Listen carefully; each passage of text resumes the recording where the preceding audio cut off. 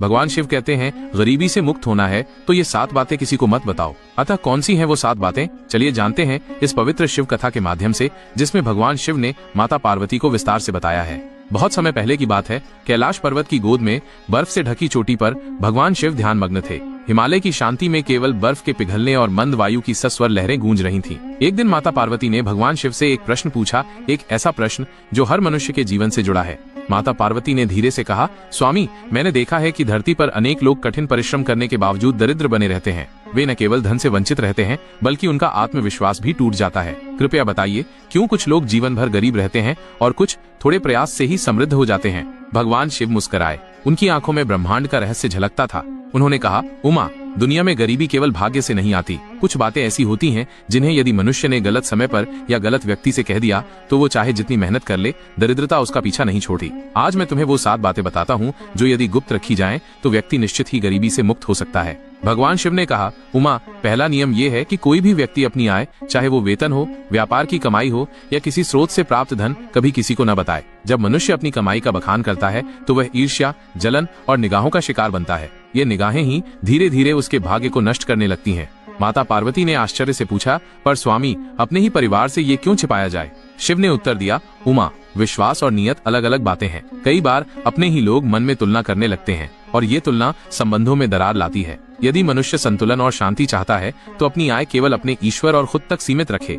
शिव ने कहा, दूसरा रहस्य ये है कि मनुष्य को अपना अगला कदम, योजना, व्यापार, नौकरी में बदलाव या कोई नया प्रयास किसी को नहीं बताना चाहिए। जब विचार गर्भ में हो, उसे जन्म देने से पहले प्रचारित नहीं करना चाहिए। हर विचार एक बीज की तरह होता है। यदि समय से पहले उसे उजागर किया गया तो या तो उसे कुचल दिया जाएगा या किसी और की जमीन में बो दिया जाएगा। माता पार्वती ने सिर हिलाया, सत्य है स्वामी, कई बार लोग विचार चुराकर स्वयं आगे निकल जाते हैं। शिव बोले, और यही दरिद्रता की शुरुआत होती है। विचार को शक्ति दो, परिणाम दिखाओ, शब्द नहीं।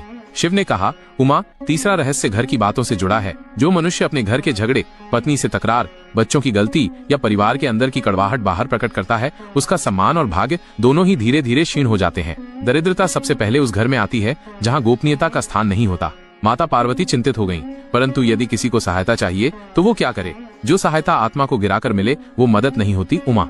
भगवान शिव ने गंभीर स्वर में कहा, समस्या का समाधान भीतर से खोजो। बाहर की सहायता तभी मांगो जब आत्म संयम कायम हो। चौथा नियम यह है, शिव ने समझाया, कि जब मनुष्य दान करे, पुण्य का कार्य करे, किसी की मदद करे, उसे इसका ढिंढोरा नहीं पीटना चाहिए। जैसे कोई नदी अपनी धारा का प्रचार नहीं करती, वैसे ही दान भी मौन रहकर किया जाना चाहिए। जो व्यक्ति अपने दान को दिखावा बना लेता है, उसके पुण्य का फल नष्ट हो जाता है। पार्वती ने कहा, किंतु स्वामी, क्या दूसरों को प्रेरणा देने के लिए बता देना उचित नहीं है? यदि प्रेरणा का भाव हो तो तरीका विनम्र और गोपनीय होना चाहिए। दिखावा आत्म अहंकार को पोषित करता है और ये अहंकार ही दरिद्रता का बीज बन जाता है। भगवान शिव बोले, उमा, 5वां रहस्य ये है कि मनुष्य को अपने दुख, तकलीफें और असफलताएं हर किसी को नहीं बतानी चाहिए। जब वो बार बार अपने दुखों का उल्लेख करता है तो वो उन्हें और गहराई देता है। ये विचार ब्रह्मांड में फैलते हैं और वही ऊर्जा लौट कर आती है। पार्वती ने प्रश्न किया, तो क्या दुख को भीतर ही दबा लेना चाहिए? नहीं, शिव ने उत्तर दिया, परंतु उसे केवल उसी से कहो जो समाधान दे सकता है, जैसे गुरु, ईश्वर या कोई सच्चा मार्गदर्शक। जो केवल सहानुभूति दे लेकिन मार्ग न दिखाए, उससे बात करने से केवल मानसिक दरिद्रता बढ़ती है। शिव बोले, छठा रहस्य यह है कि अपने भविष्य की चिंता, भय, शंका, इन बातों को हर किसी से साझा मत करो। जब मनुष्य अपनी आशंकाओं का प्रदर्शन करता है तो वो अपनी ही ऊर्जा को कमजोर करता है। ये कमजोरी दूसरों की सोच में भी प्रवेश कर जाती है और वहां से वो भय और ज्यादा फैलता है। माता पार्वती ने पूछा, क्या ये भीतर घुटने जैसा नहीं होगा? नहीं उमा, ये आत्मनियंत्रण है। जब भविष्य अनिश्चित हो तब मौन रहकर कर्म करना सबसे शक्तिशाली उपाय है। जो अपनी योजना, डर और संशय सबको दिखाता है, वो कभी निर्धनता से नहीं निकल पाता, क्योंकि उसकी आत्मा हर दिशा में बिखर जाती है। भगवान शिव बोले, और अब अंतिम रहस्य, ये सबसे महत्वपूर्ण है। जो व्यक्ति ध्यान करता है, मंत्र जाप करता है, कोई तपस्या करता है, उसे ये बातें सार्वजनिक नहीं करनी चाहिए। आध्यात्मिक उन्नति का मार्ग बहुत कोमल और सूक्ष्म होता है। जब इसे अहंकार या दिखावे से जोड़ा जाता है तो इसकी शक्ति नष्ट हो जाती है। पार्वती ने श्रद्धा से पूछा, तो क्या साधक को सदा मौन रहना चाहिए? शिव बोले, हाँ, जब तक साधना फलित न हो जाए। जब उसका आत्मबल इतना प्रबल हो कि वो स्वयं प्रकाश बन जाए, तब उसे कहने की आवश्यकता नहीं होती। लोग स्वतः पहचान लेते हैं।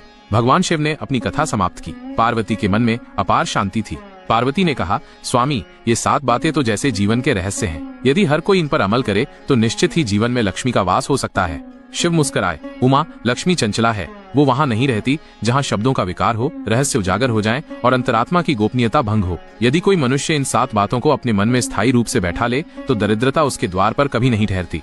पार्वती ने श्रद्धा से प्रणाम किया। उस दिन कैलाश पर्वत की शांति में एक और अमूल्य ज्ञान जुड़ गया, वो 7 रहस्य जो गरीबी को दूर कर सकते हैं यदि उन्हें सही समय और सही मौन के साथ निभाया जाए। अगर आप भी इन 7 बातों को अपने जीवन में अपनाएंगे और गोपनीयता का पालन करेंगे तो आप भी ईश्वरीय कृपा के पात्र बन सकते हैं। दरिद्रता केवल धन की कमी नहीं, आत्मबल की कमी है, और जब आत्मबल जागृत हो जाए तो लक्ष्मी स्वयं आपके पास चलकर आती है। हर हर महादेव। ओम नमः शिवाय।